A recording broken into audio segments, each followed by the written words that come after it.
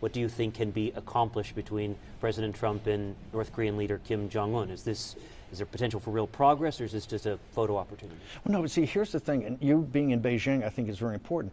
One of the things that President Trump did, and I think has been very helpful in this entire Korean situation, is to say, hey, the whole Korean situation is a subset of our relationship with China. Korea is a vassal state to China. They directly report to China. The leader of North Korea has taken 2 or 3 trips to China, right, to consult with them before meeting with the president the first time and now this time.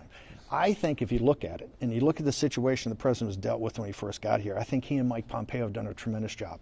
We're talking, we're making progress. People have to understand this Korean situation, as you know, is not going to be solved overnight. They've had nuclear weapons for quite a while. They're very advanced in the nuclear weapons program.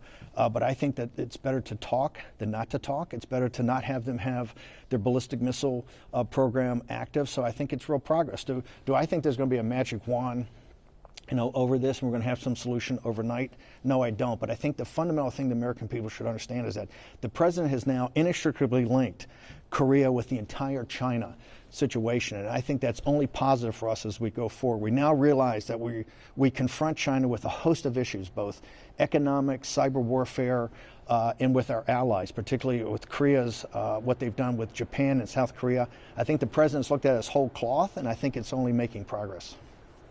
When the president talks about progress with North Korea, it is often about the talk, about the conversations. Why sit down again before something more concrete is not achieved? Well, listen, there were so many years, so many decades we didn't meet with the North Koreans at all. I think what he's doing, and this, I think President Trump's negotiating style, is to get in a room and try to move things forward and try to get actions. I think if you have to hold it to a standard that all these things have to be accomplished before further talking, it's just going to drive us apart. In this regard, I think it's much better for the West to be engaged with Korea and trying to push the ball forward and try to get incremental changes than to sit there and to kind of bifurcate. Remember, the situation we had before is that we're just dealing with this Korean situation as sort of an arms deal. Now we're looking at it as a much more part of a whole cloth in this relationship with China, also the economic relationships between North Korea and China. I think the president, and he's a negotiator, I think it behooves us to continue to move this forward. And I would just tell people, there's not going to be any magic solution the president was dealt, when he came into office, with basically the Cuban Missile Crisis in North Korea, the Bay of Pigs in Venezuela, and Vietnam and Afghanistan. Those were not creations of Donald Trump. Those are all the geniuses in the Republican and Democratic Party, all the geniuses in the Foreign Policy Committee you see on shows like Morning Joe every morning criticizing the president about what a moron the president is. He had to take all 3 of these at the same time. And I think he's making huge progress, and particularly in Korea, just by engaging in a process and moving the ball forward. Do you think it's possible that Kim Jong-un is playing the president, that he's outmaneuvering him?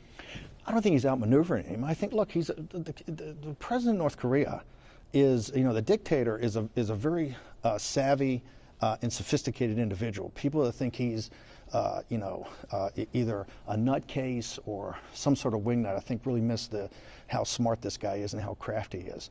The President of the United States is a man of the world. I mean, he's a man of action.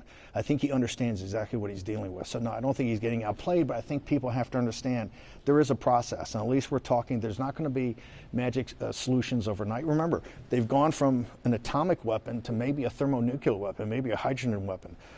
And so we have to be very careful in these negotiations. And I think with Pompeo and with the president, at least we're getting some sort of progress. But no, I don't think the president's getting played, because I don't think he has false expectations about what can come of this.